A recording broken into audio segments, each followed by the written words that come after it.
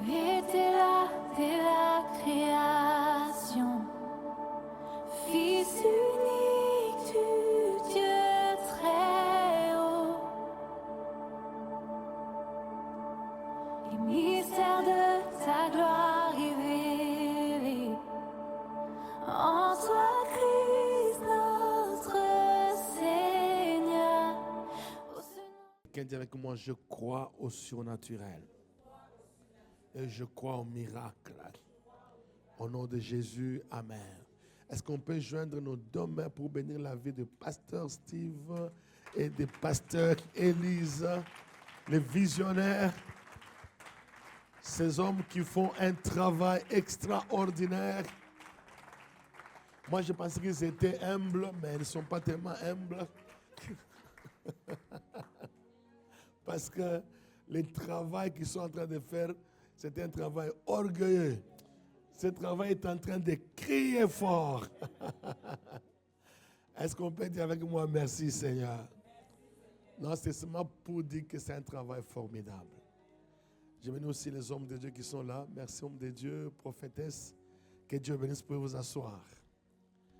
Et si vous êtes aussi content, dites seulement Amen. Est-ce que vous pouvez me donner un Amen sec? Donne-moi un peu un Amen élastique. C'est ça élastique. Il faut cesser de manger les piments. Manger les piments, c'est élastique. Amen. Le souffle s'arrête là. Alors, comme nous savons aujourd'hui, nous ne sommes pas en train de prêcher. C'est une courte exhortation. On prie pour les familles. Et comme le pasteur l'a dit, si tu es venu seul, tu écris les noms des membres de ta famille. Papa, mets-moi ma chanson de tous les jours que j'aime toujours là. Il y a des mélodies, ça. Elle est bonne aussi, mais ce n'est pas ce que je veux. Hein, ministre, donc c'est ça. Alors, je suis dans Éphésiens chapitre 3, verset 14 et les suivants. La Bible dit qu'à cause de cela, je fléchis les genoux devant le Père, duquel tire son nom. Je voudrais qu'on mette ça, toutes les familles, à cause de ça, je fléchis les genoux devant le Père, duquel tire son nom, toute famille dans les cieux et sur la terre. On va d'abord la faire, afin qu'il nous donne la chance de sa gloire, d'être puissamment fortifié par son esprit dans nos intérieurs. Notre Christ s'habille dans nos cœurs par la foi, et qui est enraciné et fondé dans l'amour, nous puissions comprendre avec tous les saints quelle est la largeur, la longueur, la hauteur, la profondeur, et connaître l'amour de Christ qui se passe de connaissance. En ce soir, plus que de Dieu. À celui qui peut faire par la puissance que j'ai en nous, infiniment au-delà de ce que nous pensons, demandons. Mais j'aimerais que nous puissions revenir au verset 14.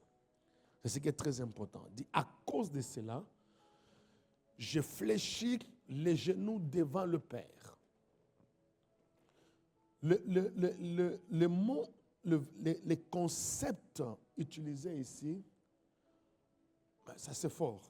Au fait, l'apôtre dit, je tombe en admiration devant Dieu. Donc, l'expression aujourd'hui, c'est un chef-d'œuvre. Qu'est-ce qu'on appelle un chef-d'œuvre?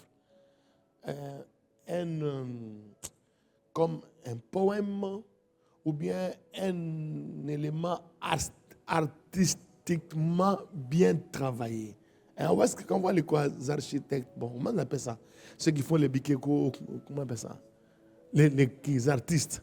Vous voyez, quand un artiste fait quelque chose de beau, on appelle ça un chef-d'œuvre. Au fait, c'est l'expression qui est utilisée ici. Il dit, quand je regarde la famille, je tombe en admiration. La famille pour Dieu est comme un chef-d'œuvre. C'est un chef-d'œuvre. Paul dit, je tombe en adoration lorsque je vois les chefs-d'œuvre. Frère, Dieu est un architecte. Un architecte. Même quand vous regardez comment la terre est constituée, vous regardez la terre, la mer, le sec, nous voyageons souvent quand vous êtes sur l'océan, la forêt équatoriale, quand vous regardez, il y a des choses comme si c'est quelqu'un qui a dessiné. Et Dieu est un architecte, est un artisan. Vous savez, il dit d'Abraham, dans Hébreux chapitre 11, le verset 9, 10, quoi, il dit, c'est par la foi qu'Abraham est allé s'installer dans Canaan comme si c'était un trésor, car il attendait la cité qui avait des solides fondements, celle dont Dieu est l'architecte et le constructeur. Non seulement il est l'architecte, ça veut dire il conçoit un projet, mais aussi il exécute lui-même. Il ne met pas les tétés, les tout travaux. Lui-même. J'ai dit à quelqu'un, Dieu est en train de travailler à ta famille. Il dessine ta famille, il la dessine. Il donne une forme à ta famille, il donne une forme à ta destinée. Non seulement il donne la forme, mais lui-même commence à y travailler. C'est ainsi que les meilleurs ministres de Dieu qui est en nous, c'est la patience. Jacques 1 et suivant, frère, regardez comme un sujet de joie complète les diverses épreuves auxquelles vous êtes exposés, car l'épreuve de votre foi produit la patience. Il faut que la patience accomplisse parfaitement son œuvre pour que vous soyez accomplis et sans faillir à rien. Accomplis. Donc la patience travaille. C'est Jacques chapitre 1, verset suivant. Pour que nous soyons accomplis et sans faillir à rien. C'est par la foi et la persévérance qu'on hérite les promesses. Même l'agriculteur, après avoir labouré la terre, il a semé. Moi, je fais la culture, je fais les champs. C'est parce que ça fait longtemps que les mains sont redevenues normales. Avant, les mains, il y avait toujours les mains tout là. On s'est défriché un champ nouveau. On entre, vous allez vous voyez la brousse. Papa vous amenez pas la houe d'abord, on amène d'abord les coupe-coupe, machette, pour couper d'abord les arbres. Vous coupez les arbres. Maintenant, vous prenez coupe-coupe. Commencez à couper. Après, vous prenez maintenant la houe. Parce qu'il faut enlever les racines là. Vous les tournez. Après, vous les laissez comme ça. Vous revenez demain avec les râteaux. Vous les tirez, vous les rassemblez. Vous mettez ça ensemble. Et l'espace reste vide. Vous les mettez ensemble. Et puis on vient avec le feu. On consomme cela. Un autre jour, vous revenez, vous commencez maintenant à créer des plaques-bandes. Des plaques-bandes. Plaques-bandes. Et puis après, vous amenez maintenant la semence. Vous mettez la semence. Vous revenez pour sarcler, pour enlever les mauvaises herbes. Vous enlevez les mauvaises herbes. Et puis vous priez que Dieu envoie la pluie. La pluie vient pour arroser. Vous revenez et vous voyez comment des bourgeons commencent à sortir. Les maïs sont là, les arachides sont là, les haricots sont là. Et puis à un moment là, vous revenez, vous cerclez encore. Vous créez des petits bonhommes là, avec chapeau pour faire fuir les oiseaux. Et après, il y a les prémices. Les premiers fruits commencent à sortir. Regardez la patience, c'est ce que Jacques dit. Les laboureurs usent de patience jusqu'à ce que vienne la pluie de l'arrière, de la première et de l'arrière-saison. Donc, sans patience, vous ne pouvez pas bâtir quelque chose de durable. Avec la patience, vous permettez à Dieu de travailler parce qu'il est le meilleur architecte et le meilleur constructeur. Même quand rien ne semble avancer, mais vous, si vous mettez Dieu à l'œuvre par la prière, par la recherche, de voir ta famille être sauvée, mettez-vous en tête que Dieu est en train de travailler pour votre famille. Moi, j'ai appris beaucoup de temps. Chez nous, la famille, les gens ne réussissaient pas. Même pas terminer les études. Oh, mariage Yamalonga. Bon, comment je vais seulement mélanger. Oh non, acheter même une voiture. Non, il n'y avait que les Ndambo qui nous avaient donné des vélos. Donc, ça dit, c'était catastrophique, comme je vous dis. Quand je donne ma vie à Christ, j'ai commencé à prier pour ma famille. Là, j'avais chaque vendredi une journée de jeûne et prière pour prier pour la famille. Rabakola, Souteke, Maine, Souteleke. Il est écrit quoi, Saint-Jésus, toi et ta famille, Madolida, La Torimana. À minuit, j'ai prié. À 4 heures, j'étais déjà debout, j'ai prié. Écoutez-moi, même si vous êtes, entre guillemets, dans une famille dite maudite, Dieu suscite toujours une personne qui est une semence pour le salut de la famille. Quelqu'un dit avec moi, je suis le Joseph de ma famille. Commence à prier. Un jour, je me souviens, après avoir beaucoup prié, j'ai dormi la nuit.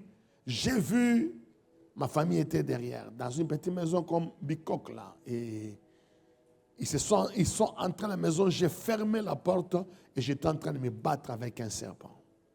Je me battais avec le serpent et puis j'ai écrasé la tête du serpent. Et je me souviens, la maman elle disait là, oh, cet enfant nous a sauvés. Et après, il commence maintenant à se convertir. L'un après l'autre. Ils se convertissent. Ils se marient. Ils terminent les études. Et moi-même, là, comme j'étais les prémices, j'ai fait 3 doctorats par colère. Pour montrer que nous sommes libérés. Et aujourd'hui, nous avons des gens qui travaillent, qui étudient, qui se marient, tout ça.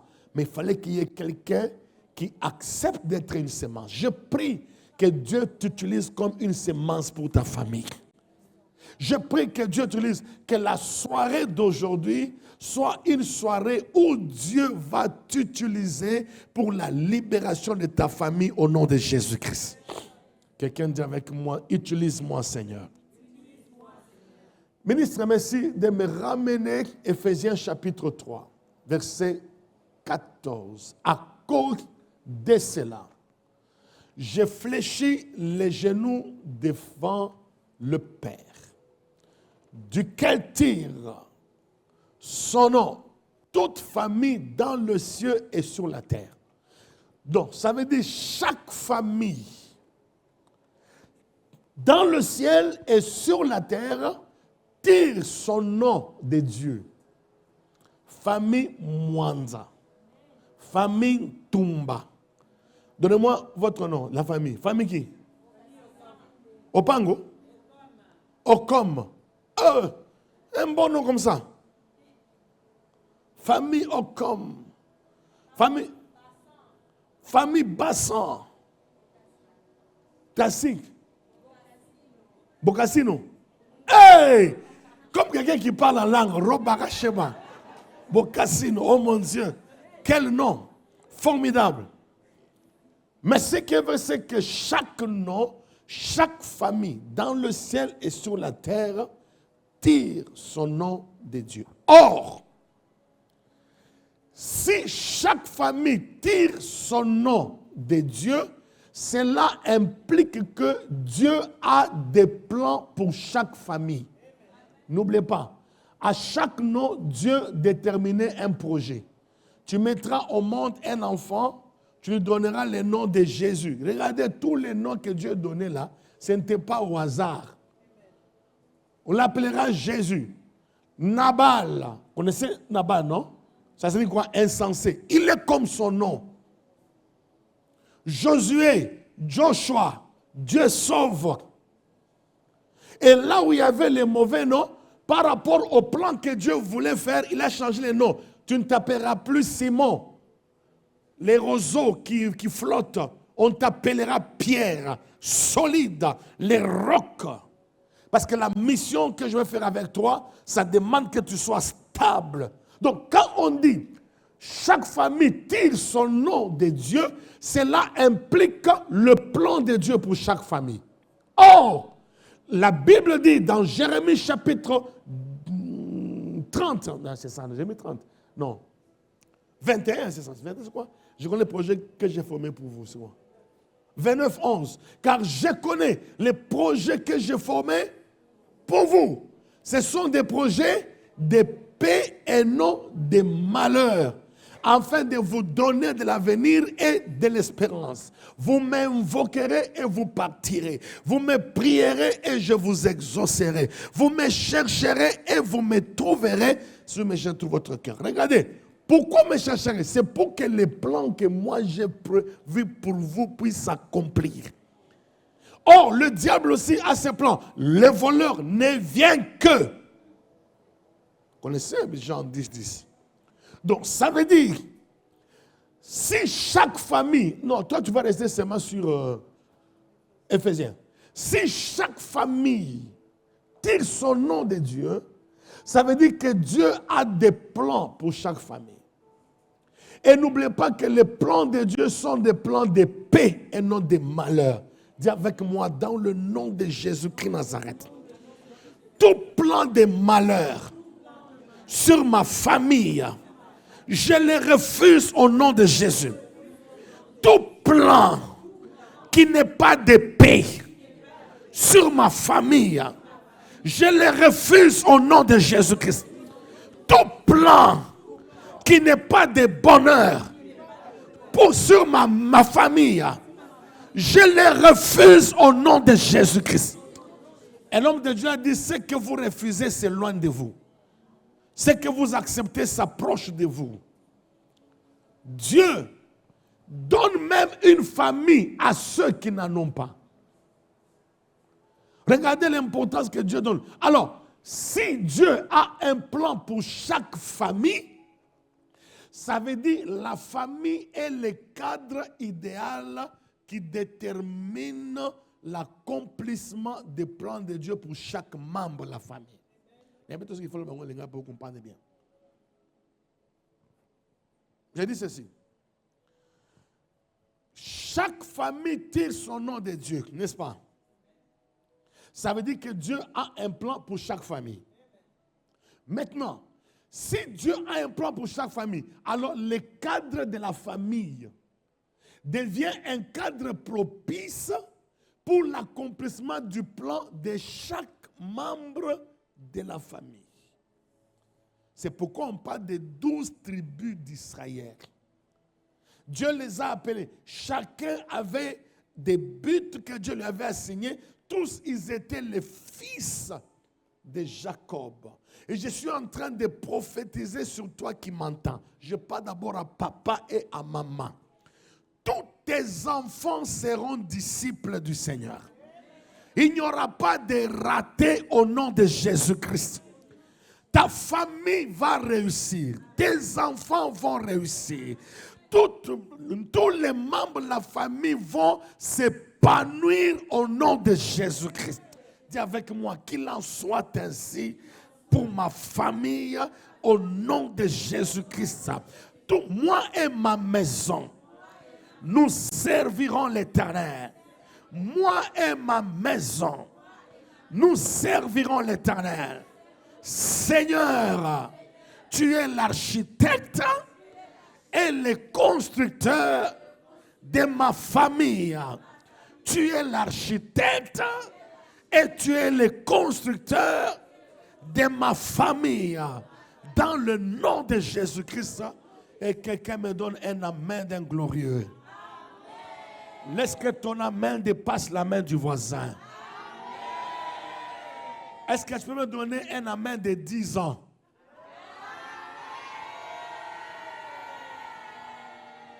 Et je prophétise à partir de la 11e année. Cette église aura beaucoup de familles. Nous appelons les familles dans cette église. Nous appelons les familles de cette église. Les familles européennes, les familles américaines, les familles africaines, les familles asiatiques, les familles de tous les peuples. Nous les appelons au nom de Jésus. Nous les appelons au nom de Jésus. Nous appelons les familles dans cette église. Les gens viendront, papa, maman et les enfants, et les grands-pères et la grand-mère. Ils viendront avec les oncles, les tantes. J'appelle cette grâce sur cette famille au nom de Jésus-Christ. Quelqu'un croit, il me donne un amen d'un glorieux. Quelqu'un dit avec moi, moi et ma maison, nous servirons l'Éternel. Alors pendant 1 minute, nous allons prier. Tu vas dire à Dieu, j'appelle. Tu commences à citer chaque membre de ta famille. Je l'appelle dans la maison de Dieu. Papa Kingani, je l'appelle dans la maison de Dieu. Ma soeur telle, je l'appelle dans la maison de Dieu. Mon frère tel, élève ta voix, prie. Tu dois...